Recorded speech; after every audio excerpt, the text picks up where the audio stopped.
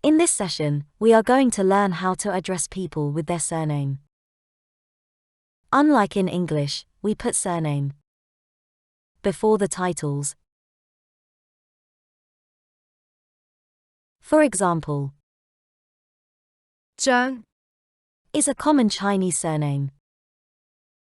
Mr. is, 先生 Mr. Chung is, 張先生 but in Hong Kong, 張生 is used more than. 張先生 Here are some examples.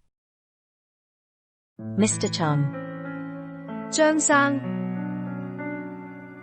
Mr. Chan, 陳生 Mr. Lee, 李生 Mr. Ho, 何生張生陳生李生何生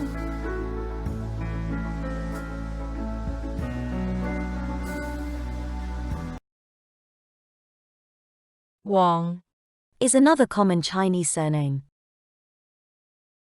Mrs. is, 太太 Mrs. Wong is, 黃太太 but in Hong Kong, 黃太 is used more than. 黃太太 Here are some examples. Mrs. Wong, 黃太 Mrs. Chan, 陳太 Mrs. Lee, 李太黃太陳太李太張太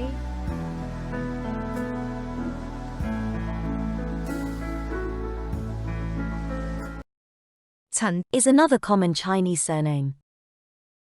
小姐 Is Miss or young lady. Miss Chan in Cantonese is. 陳小姐 Here are some examples. Miss Wong, 黃小姐 Miss Chan, 陳小姐 Miss Lee, 李小姐 Miss Chung, 張小姐黃小姐陳小姐李小姐張小姐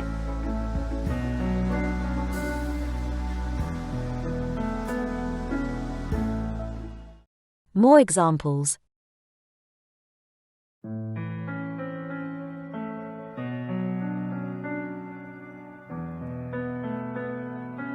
李生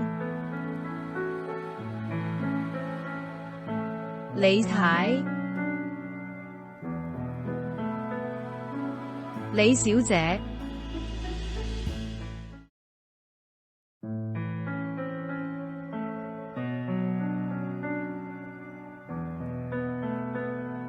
陳生陳太陳小姐